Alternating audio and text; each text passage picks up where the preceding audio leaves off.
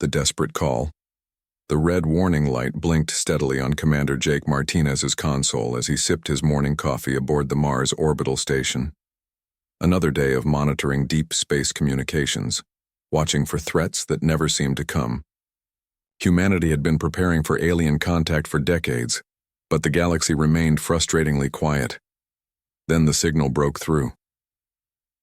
Static filled the communications bay, followed by a voice speaking broken English with an accent Jake recognized from the archives. Altani, the peaceful traders who had made first contact with humanity 15 years ago, sharing food and stories before disappearing back into the vast darkness between stars. Please, anyone listening? We need help. Jake dropped his coffee mug, the ceramic shattering on the metal floor as he leaned forward to adjust the reception.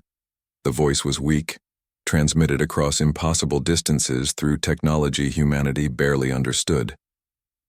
This is Kalen of the Altani Council. Our worlds are burning. The Ravek Empire has come with ships that block out our suns. They kill our children and chain our people. We remember the humans who showed us kindness.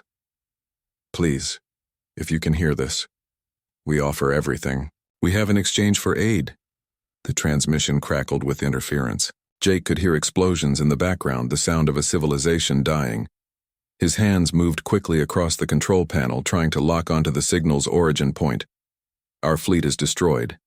Millions are dead. The Ravek take prisoners only to work them until they collapse. We are a peaceful people. We know nothing of war. But you, the humans, we saw your ships. We saw your weapons. You have the power to fight them. Jake's blood ran cold. The Altani had seen Earth's military capabilities during first contact, but humanity had downplayed their strength, presenting themselves as explorers rather than warriors. Now these gentle beings were calling for help, believing humans could save them. We will give you our remaining star charts, our technology, our friendship for all time. Please, the Ravek will reach our homeworld in 7 days. After that, there will be no Altani left to save. This is our final transmission. We pray someone hears us. The signal cut to static. Jake stared at the communications array, his mind racing. The Altani were dying, calling out to humanity as their last hope. These were the same beings who had shared their food during first contact, who had given human explorers medical supplies when illness struck the expedition. They had asked for nothing in return, simply happy to meet another species among the stars. His fingers moved across the emergency protocols without conscious thought. This message needed to reach Earth Command immediately. Within minutes, the transmission was bouncing through quantum relays toward Earth, carrying with it the weight of an impossible decision. Admiral Lisa Thompson would receive the message within the hour. The High Command would convene emergency sessions. Politicians would debate and generals would calculate odds. But Jake already knew what humanity's answer would be. He had seen the secret shipyards around Jupiter. He had watched the massive dreadnoughts conducting training exercises in the asteroid belt. Humanity had been building a war fleet for 20 years, preparing for threats that might never come. Now those threats had a face, and innocent beings were dying, while Earth's children possessed the power to stop it. The Ravek Empire had made a critical mistake. They had attacked a species under humanity's protection, even if that protection had never been formally declared. The Altani remembered human kindness, but they were about to discover human fury. Jake opened a personal log entry, his voice steady despite the magnitude of what he was recording. Personal log, Commander Martinez, Mars Station 7. Today we received humanity's first official request for military intervention from an alien species. The Altani are under attack by the Ravek Empire. Preliminary analysis suggests they have approximately 1 week before complete extinction. He paused, looking out at the red planet below and the vast darkness beyond. Somewhere in that darkness, innocent beings were dying while their killers celebrated victory. But their celebration would be short-lived. I am recommending immediate military response with full fleet deployment. The Altani showed us friendship when we were alone in the galaxy. Now it's time to show them what human friendship means. As Jake sealed the log entry, he could already imagine the response. Earth's massive fleet would mobilize within days. Ships that had never seen combat would finally fulfill their purpose. The galaxy was about to learn why humanity had spent decades preparing for war. The Altani had called for aid. Humanity would answer with vengeance. The countdown to deployment had begun. The Council of War. The emergency session convened at exactly 800 hours in the deepest levels of Earth defense. Command. Admiral Lisa Thompson entered the secure briefing room to find the most powerful military minds in human space already assembled around the holographic display table. The weight of humanity's first galactic decision pressed down on everyone present. General Marcus Webb pulled up the tactical display showing Altani space. Red markers indicated Ravek fleet positions while blue dots marked the last known Altani settlements. The situation looked hopeless. "The numbers don't favor intervention," he began, his weathered face grim. "Intelligence reports suggest the Ravek Empire controls 47 star systems. Their fleet strength is estimated at over 2,000 ships." Colonel Diana Ross leaned forward, her eyes fixed on the display. "Numbers mean nothing if their technology is inferior. Our scouts reported minimal shielding and basic projectile weapons during the last Ravek encounter near the neutral zone. That was 15 years ago," Webb countered. "We can't assume they haven't advanced. More importantly, do we really want to reveal our capabilities to the entire galaxy? The moment we engage, every species out there will know exactly what Earth can do." Dr. Alan Carter, the xenobiologist who had led the first Altani contact mission, activated his personal recordings. The hologram filled with images of gentle, tall beings with elongated limbs and large, expressive eyes. They moved with grace and spoke with soft voices that carried genuine warmth. "Look at them," Carter said quietly. "During first contact, they shared everything they had: food, medical supplies, star charts. They asked for nothing in return except friendship. When Lieutenant Parker contracted that unknown fever, they worked around the clock to synthesize a cure using their own biological samples." The room fell, silent as the recordings continued. Altani children playing games similar to human ones. Adults teaching human explorers their agricultural techniques. An entire species that had embraced humanity without fear or suspicion. Admiral Thompson studied the faces around the table. These were soldiers who had trained their entire lives for a war that might never come. Now that war had a purpose beyond mere survival. "Dr. Carter, what's your assessment of Altani defensive capabilities?" "Non-existent," Carter replied bluntly. "They're traders and farmers. Their ships are designed for cargo transport, not combat. They have no weapons beyond basic tools. The Ravek are systematically exterminating a completely defenseless species." Commander Sarah Walsh from Fleet Intelligence activated her classified files. "I need to share information that's been restricted until now. Our deep space monitoring stations have been tracking Ravek expansion for the past decade. They follow a consistent pattern: complete conquest, enslavement of survivors, and resource extraction until the conquered worlds are barren." She highlighted several star systems on the display. These were the Kethrin worlds. Population 12 billion. The Ravek conquered them 8 years ago. Current population, 0. These were the Volani colonies. 7 million inhabitants, conquered 5 years ago. The survivors work in mining operations until they die from exhaustion. The implications hit everyone simultaneously. This wasn't just about saving the Altani. It was about stopping a genocidal empire that would eventually turn its attention to Earth. Admiral Thompson stood, her decision crystallizing. "Colonel Ross, what's the current status of Battle Group Alpha?" "Fully operational. 237 ships, including 12 Titan-class dreadnoughts. All crews are at 95% readiness." "Battle Group Beta?" 194 ships. Ready for deployment within 48 hours. Thompson nodded. "And our newest additions?" Ross smiled grimly. "The experimental ships from Project Hammer. 30 vessels using quantum drive technology and adaptive AI systems. The Ravek won't know what hit them." General Webb raised his hand. "Admiral, I need to voice my concerns one more time. Once we commit to this action, there's no going back. Every species in the galaxy will know that humanity possesses advanced military technology. We'll become a target. We're already targets, Thompson replied. The Ravik Empire won't stop with the Altani. They'll keep expanding until they reach our borders. Better to stop them now while we have the advantage of surprise. The secure communications system chimed. President Maria Gonzalez appeared on the main screen, her expression resolute. Admiral Thompson, I've reviewed the situation. The decision is mine to make, and I've made it. We cannot stand by while a peaceful species faces extinction. Deploy. The fleet with full authorization for combat operations. She paused, looking directly at each officer through the camera. But understand this.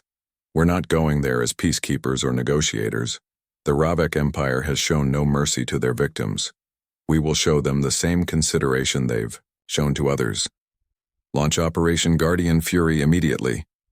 As the President's image faded, Admiral Thompson turned to her officers. You heard the order. Colonel Ross, begin fleet mobilization. I want every ship ready for jump in 72 hours. Dr. Carter, prepare complete files on Altani culture and language for distribution to all vessels. She activated the fleet-wide communication system. All commands. This is Admiral Thompson. Operation Guardian Fury is now active. We're going to war. The room emptied quickly as officers rushed to their duties.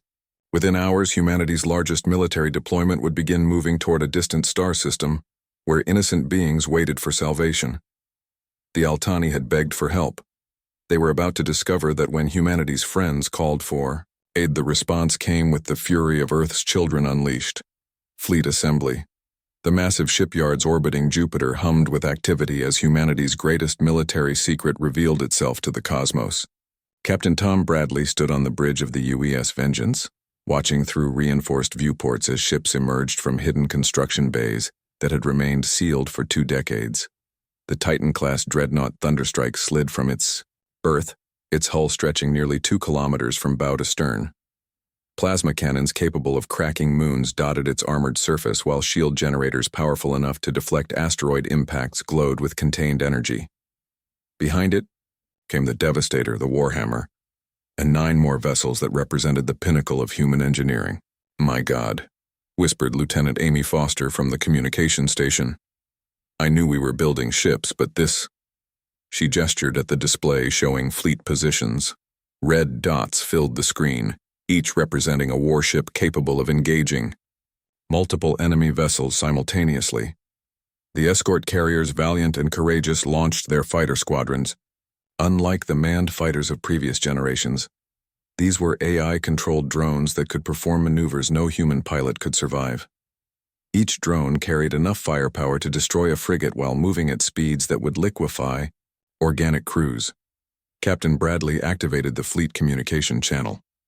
All vessels, this is Vengeance Actual. Sound off by battle groups. Battle Group Alpha, 12 dreadnoughts and escorts, ready for combat operations, came Colonel Ross's voice from the flagship Retribution. Battle Group Beta, carrier operations, 194 vessels standing by, reported Admiral Chen from the massive carrier Dominion. Special Operations Group, 30 experimental vessels, all systems green, announced Commander Torres from the stealth ship Phantom. Bradley nodded with satisfaction. Over 460 ships, the largest fleet humanity had ever assembled. But more importantly, these weren't the exploration vessels other species had encountered. These were weapons of war, designed by engineers who had studied every military conflict in human history and applied those lessons to space combat. Lieutenant Foster's console chimed with an incoming transmission. She frowned as she filtered through the static. Captain, I'm receiving another Altani signal. It's very weak. Put it through. The bridge speakers crackled with a familiar voice. Kalen, the Altani council member who had sent the original distress call, but now his words carried desperation that cut through the electronic interference. Day 6 of the siege. The Ravik have begun orbital bombardment of our civilian centers. They're not even trying to capture resources anymore. They're simply killing everyone they can find. Our children are hiding in underground shelters, But the bombardment is collapsing the tunnels. Foster worked frantically to strengthen the signal. In the background, they could hear explosions and screaming, the sound of a civilization dying. We tried to evacuate the outer colonies, but Ravek fighters hunted down our transport ships. They're using our people for target practice. I don't know if anyone will hear this message, but if you do, please remember us. Remember that we tried to be good neighbors to the galaxy. Remember that we welcomed strangers as friends. The transmission cut to static. The bridge fell silent. Captain Bradley stared out at the assembled fleet, knowing that every ship in the formation had heard the same message. The Altani weren't just under attack anymore. They were being systematically exterminated for sport. "Captain," Foster said, quietly, "the fleet is requesting permission to accelerate departure schedule." Bradley wasn't surprised. Human crews had trained for combat their entire careers, but they had joined the military to protect innocent life. Hearing civilians beg for help while their children died struck at the core of everything they believed in. Admiral Thompson's voice came through the priority channel. "All vessels, this is Fleet Command. I know you all heard that transmission. I know you want to leave immediately, but we have one chance to do this right. If we fail, no one else will save the Altani." She paused, letting her words sink in. "The Ravek Empire thinks they're facing defenseless prey. They have no idea that Earth's children are coming for them. We will jump to Altani space in 18 hours. Every ship will arrive simultaneously. Every weapon will target Ravek vessels. Exclusively. We will show them what happens when peaceful beings call humanity for help." The fleet acknowledged the orders, but Bradley could feel the tension building. 18 hours felt like an eternity while innocent people died. But the Admiral was right. They would only get one chance to surprise the Ravek. That surprise needed to be devastating. Dr. Carter's voice came through the science channel. "All vessels, I'm transmitting complete cultural files on the Altani. Study them carefully. These people showed us kindness when we were strangers. They're farmers and artists and teachers. They have no concept of warfare because they've never needed one." Foster pulled up the files on her secondary screen. Images of Altani settlements showed beautiful cities with organic architecture that seemed to grow from the landscape. Their art depicted scenes of cooperation and discovery. Their music, when translated into human audible ranges, carried themes of hope and unity. 18 hours, Bradley announced to his crew. In 18 hours, we jump to Altani space and announce humanity's arrival as a galactic power. The Ravek think they're hunting helpless prey. They're about to learn that the prey called for help, and help is coming with enough firepower to glass their entire empire. The crew responded with grim determination. They had trained for this moment without knowing it would come. Now they would discover if 20 years of preparation had been enough. In the distance, Jupiter's great red spot swirled like an eye watching over the fleet. Soon that eye would witness humanity's children departing to bring justice to the stars. First contact with the enemy, the quantum drives engaged simultaneously across the entire human fleet, tearing holes in space-time that would have been impossible for any known alien technology to create. 467 ships vanished from Jupiter's orbital space and reappeared at the edge of the Altani system in perfect formation. Captain Bradley felt his stomach settle as the jump completed. Through the viewports of the UES Vengeance, he could see the Altani home system for the first time. 3 planets orbited a yellow star similar to Earth's sun, but something was terribly wrong with the scene before them. "Tactical report," Bradley ordered, his voice tight with controlled anger. Lieutenant Commander Hayes worked quickly at his station. "Sir, I'm reading massive debris fields around the second planet. Multiple orbital facilities have been destroyed. The third planet shows signs of recent bombardment. Entire continents are burning." The main display activated, showing the tactical situation in horrifying detail. Ravek ships, ugly and angular compared to the elegant curves of human vessels, hung in orbit around each planet like vultures circling carrion. Their hulls were scarred and blackened, suggesting they cared nothing for aesthetics or maintenance. "Enemy fleet composition?" Bradley asked. 137 vessels of various classes, battleships, cruisers, and what appear to be troop transports. They're Captain, they're bombarding civilian targets. No military installations. In sight. Admiral Thompson's voice cut across the fleet communication channel. All units, this is Fleet Command. You are witnessing the systematic murder of an entire species. The Ravek are not warriors. They are butchers.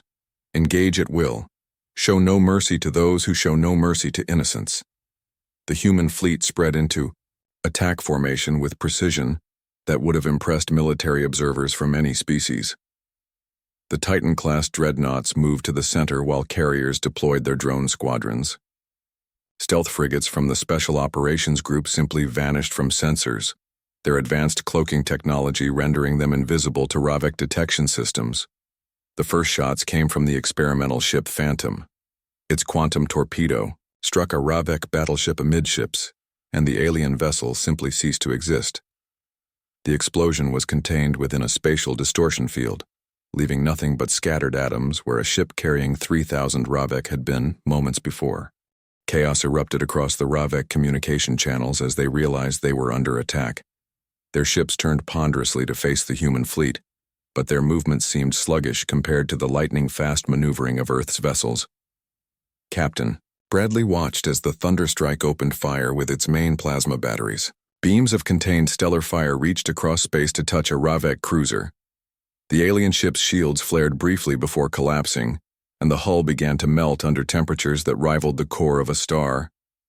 "Sir?" Hayes reported with barely contained excitement. "Their weapons can't penetrate our shields.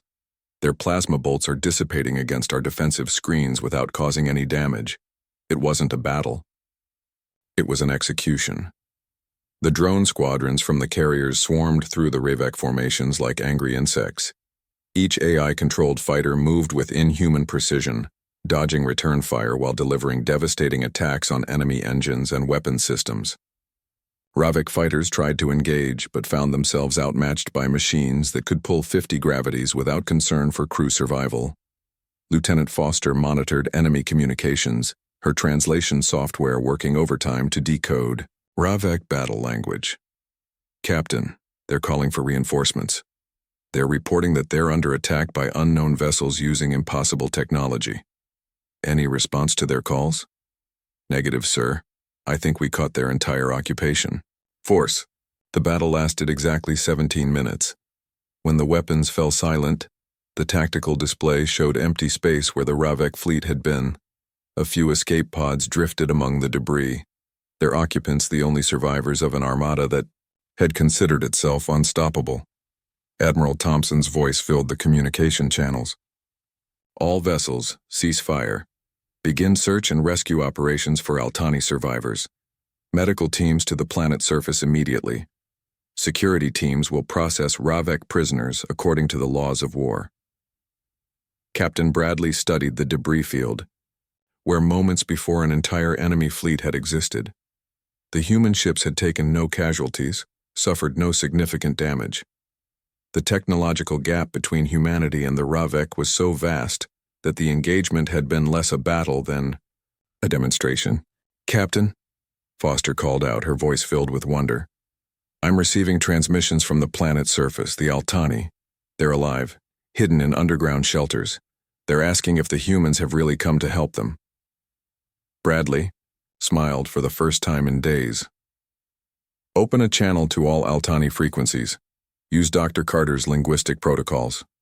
The communication system engaged, broadcasting on frequencies the Altani would recognize. Bradley spoke slowly and clearly, knowing his words would be translated and retransmitted across the dying world below. "This is Captain Tom Bradley of the United Earth ship Vengeance. We received your call for help. The Ravek fleet has been destroyed. You are safe now. Human medical and rescue teams are on their way to assist you. The children of Earth have heard your plea, and we have answered." The response came immediately, thousands of voices calling out in relief and gratitude across every communication channel. The Altani had been saved, but more importantly, the galaxy had just witnessed the emergence of a new power. The Ravek Empire had learned what happened when innocent beings called humanity for help. Soon, every species in the galaxy would know that Earth's children fought with both mercy for the innocent and devastating fury for those who threatened them. The first battle was over. The war for galactic justice had just begun. The liberation begins. The rescue shuttles descended through the smoke-filled atmosphere of Altani Prime, like silver angels bringing salvation to the damned. Captain Bradley watched from the Vengeance's bridge as his Marines coordinated the largest humanitarian operation in human history.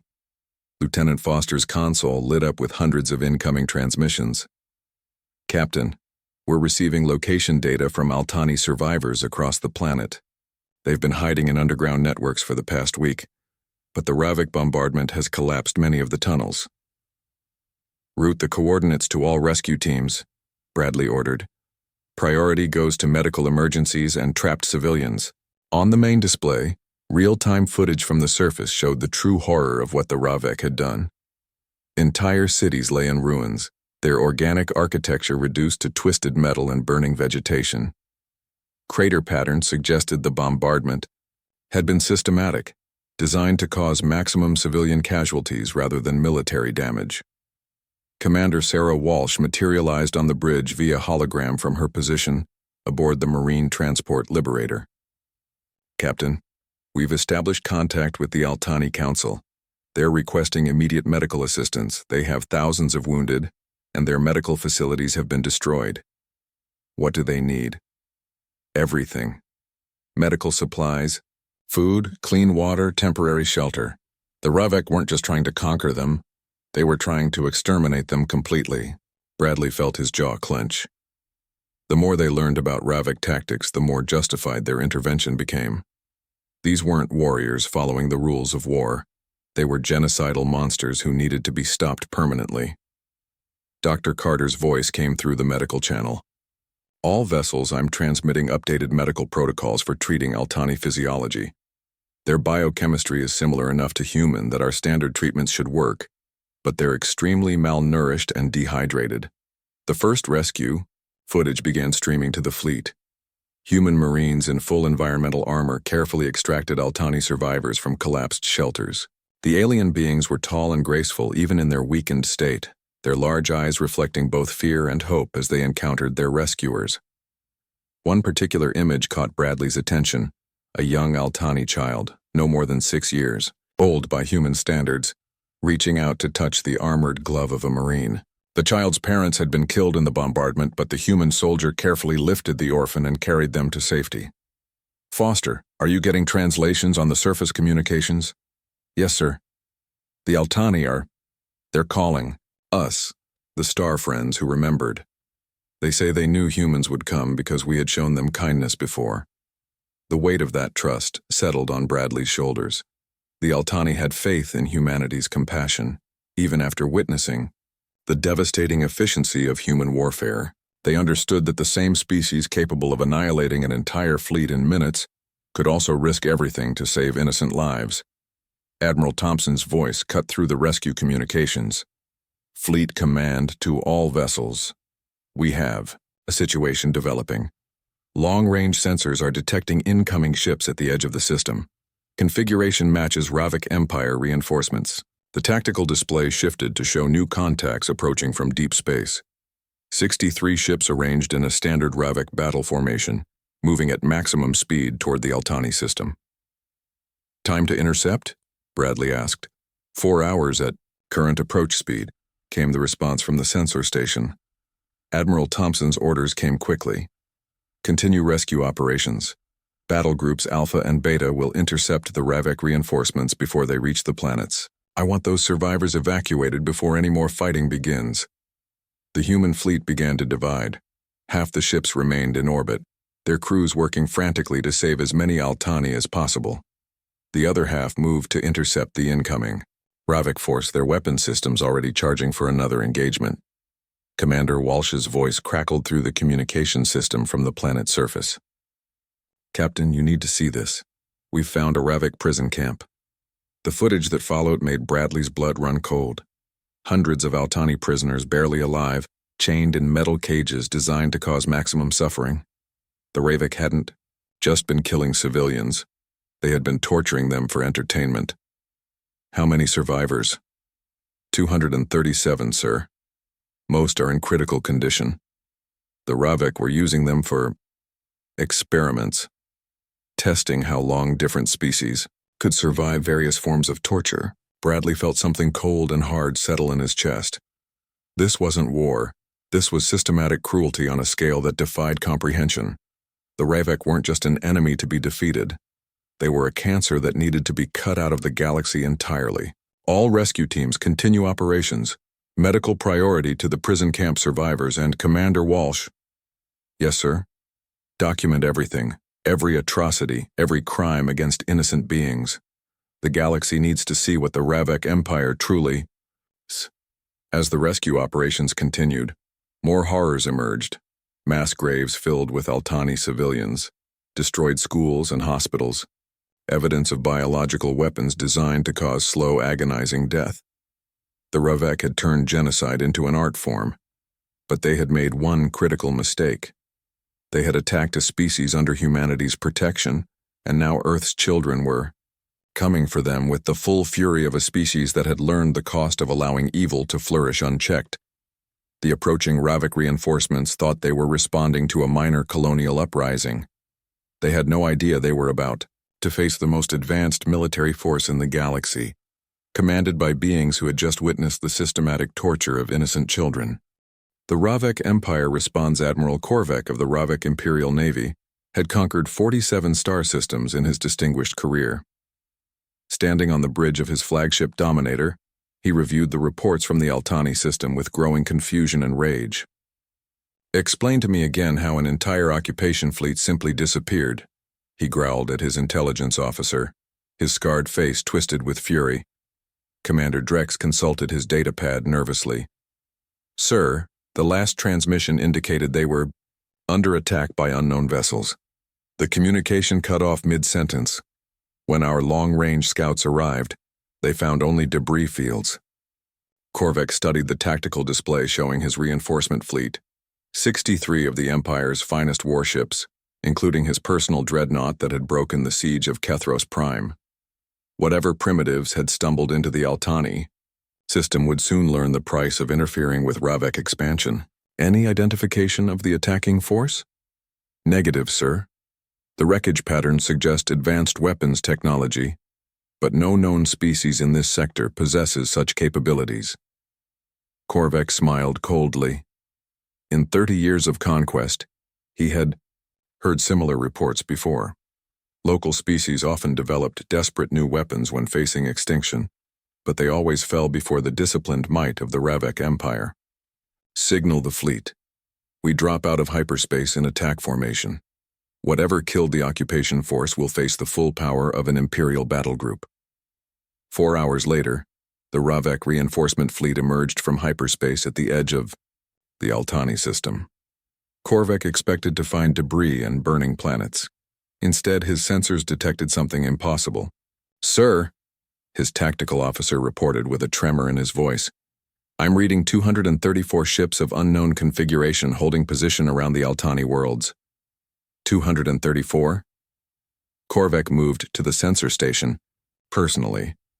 The display showed vessels unlike anything in Imperial databases. Their hulls gleamed with advanced metallurgy, and their energy signatures suggested power generation capabilities that exceeded Ravek dreadnoughts. More disturbing was their formation. The unknown ships had arranged themselves in a perfect sphere around the Altani planets, creating an impenetrable defensive barrier. Every approach vector was covered by overlapping fields of fire. "Sir, we're receiving a transmission on standard Galactic frequencies. Put it through." The main screen activated to show a human face, alien but clearly intelligent, with eyes that held both compassion and steel. When the being spoke, its words were translated into Ravek battle language by sophisticated software. "This is Admiral Lisa Thompson of the United Earth Defense Force. You are in violation of galactic law by conducting genocide against the Altani people. Surrender immediately, and you will be treated according to the laws of war. Continue your aggression and you will be destroyed." Korvek laughed harshly. "Earth? I've never heard of such a world. You command impressive ships, but you face the might of the Ravek Empire. We have conquered dozens of species. You will surrender your vessels and submit to Imperial authority. The human's expression didn't change. You have 30 seconds to begin withdrawal from this system. This is your only warning. The transmission ended. Korvac stared at the blank screen in disbelief. No species had ever dared issue ultimatums to the Ravik Empire. These humans would learn the same lesson as every other race that had challenged Imperial supremacy. All ships, attack formation. Target their largest vessels first. Show them the power of the Empire. The Ravik fleet surged forward, their plasma cannons charging for maximum destruction. Korvac had opened battles the same way for 3 decades. Overwhelming firepower directed at enemy command ships to break their morale. The human response was unlike anything he had ever witnessed. The enemy ships moved with impossible precision, their formations shifting like a living organism. Instead of meeting the Ravik charge head-on, they flowed around the Imperial fleet like water, bringing weapons to bear from angles that shouldn't have been possible. The first volley of Ravik, plasma fire, struck advanced shields that absorbed the energy without visible effect. The return fire was devastating. Korvac watched in horror as human weapons tore through Imperial ships like they were made of paper. These weren't conventional plasma bolts or missile strikes. They were firing contained antimatter, quantum torpedoes, and energy beams that existed at temperatures found only in stellar cores. Sir, the Conqueror has been destroyed. The destroyer is breaking apart. The Victorious is... Sir, the Victorious just vanished entirely. The tactical display updated continuously as Ravik ships disappeared from the formation. Not damaged or disabled, completely annihilated. Whatever weapons these humans possessed operated on principles that Ravik science couldn't comprehend. All ships, concentrate fire on their flagship, Korvac ordered desperately. Every remaining Ravik vessel targeted the largest human ship, pouring enough firepower to glass a continent onto its hull. The enemy's shields absorbed the bombardment without flickering. The human response was a single shot from their main cannon. The beam struck the Dominator's forward armor and burned through 5 decks of reinforced hull plating before Korvac's damage control teams could react. Sir, all forward weapons are offline. We're losing atmosphere on decks 7 through 12. Engineering reports the main reactor is approaching critical. Korvac stared at the tactical display in disbelief. In less than 10 minutes, his fleet of 63 ships had been reduced to fewer than 20. The humans weren't just winning. They were toying with the most powerful battle group in the Ravik Empire. The communication system crackled to life. Admiral Thompson's face appeared again, her expression unchanged. This is your final opportunity to surrender. Your ships are outmatched.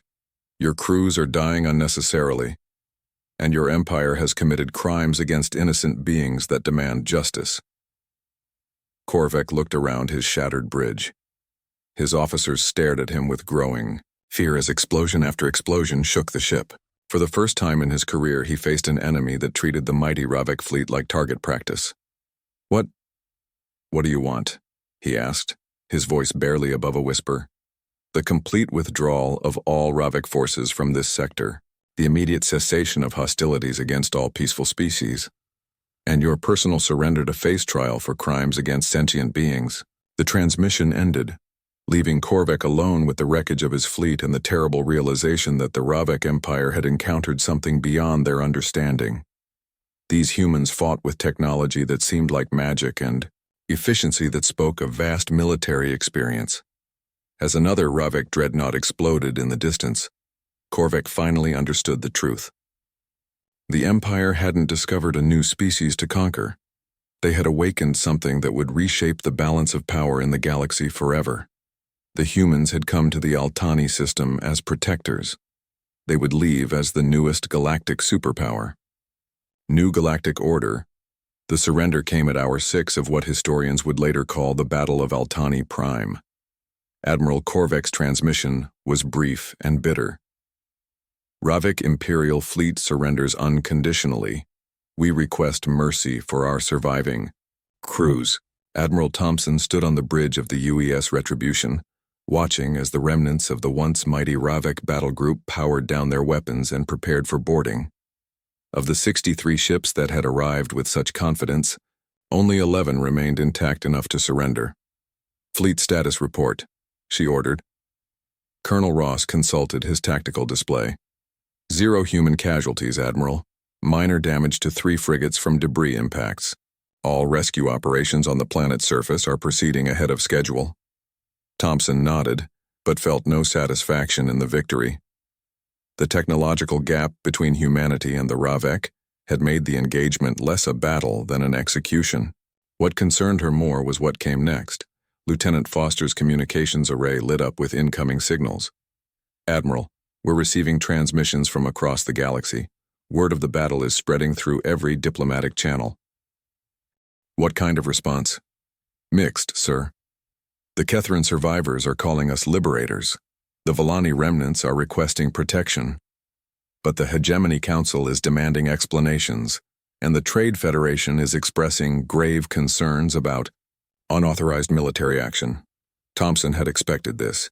Humanity's intervention had saved the Altani, but it had also announced Earth's existence as a major military power to every species in known space. The careful isolation that had protected humanity for decades was over.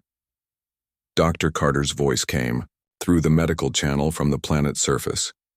Admiral, I need to brief you on what we've found down here. The situation is worse than we initially reported. The main screen activated to show Carter standing in what had once been an Altani cultural center. Behind him, human medics worked alongside Altani survivors to treat the wounded and identify the dead. The Ravek weren't just conducting genocide. Carter continued grimly.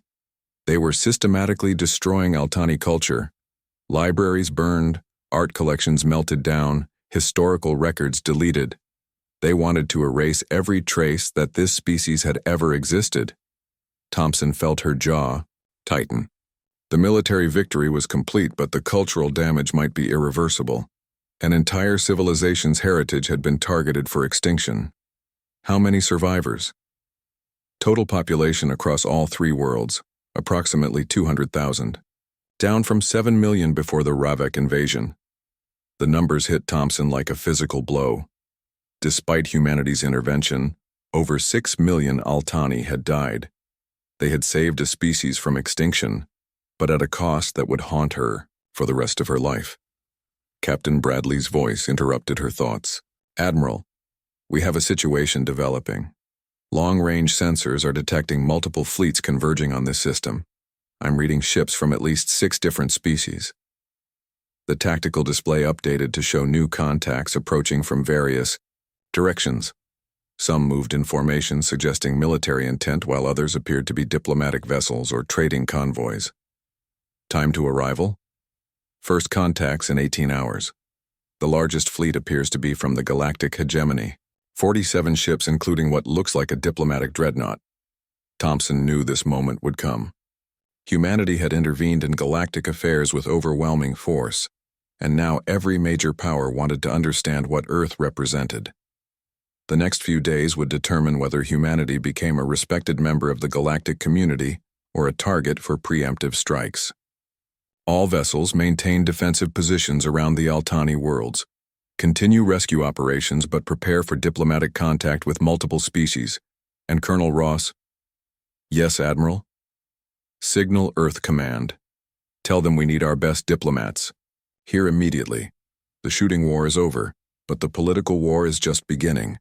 As if summoned by her words, the quantum communication array activated with a priority transmission from Earth. President Gonzalez appeared on the screen, flanked by the heads of every major government department. Admiral Thompson, congratulations on a successful operation. The entire planet is following your progress, but we need to discuss immediate concerns. Yes, Madam President. Every major power in this part of the galaxy is demanding explanations. Some are calling for your withdrawal, others are requesting protection, and a few are making what sound like threats. How do you recommend we proceed? Thompson looked out at the damaged Altani worlds, where human crews worked alongside grateful survivors to rebuild what the Ravek had destroyed. Then she glanced at the tactical display showing approaching fleets from across the galaxy. Madam President, I recommend we tell them the truth. Humanity intervened because innocent beings called for help, and we had the power to provide it. We're not conquerors or crusaders. We're protectors. But we're also not victims who can be intimidated or bullied. She paused, choosing her words carefully. The galaxy has been operating under the assumption that military might belongs only to aggressive empires like the Ravik. They need to understand that compassionate species can also possess overwhelming force, and that we'll use it to defend those who cannot defend themselves. President Gonzalez smiled grimly. In other words, we're announcing that Earth's children are now galactic peacekeepers, whether the galaxy likes it or not. Exactly, Madam President. The Altani called for help, and we answered. If other peaceful species face similar threats, they can call on humanity for protection. But any species that chooses the path of genocide and conquest will face the same fate as the Ravik Empire.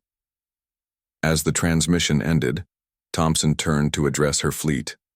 Hundreds of ships hung in space around the Altani worlds, their crews having just fought humanity's first interstellar war. Soon those same crews would face the challenge of establishing Earth as a galactic power. All vessels, this is Admiral Thompson. Today we saved an entire species from extinction. Tomorrow we begin building a new galactic order based on justice and protection of innocent life. The Altani called us star friends who remembered. Let's make sure that when other species need help, they know exactly who to call. The fleet acknowledged her transmission as the first diplomatic vessels appeared at the edge of the system. The age of human isolation was over. The age of human protection had begun. In the distance, Altani Prime turned slowly in its orbit, its people free to rebuild their civilization under the protection of Earth's children. The galaxy was about to learn that when peaceful beings called for help, humanity answered with both mercy for the innocent and devastating fury for their oppressors. The stars themselves bore witness to the birth of a new galactic order.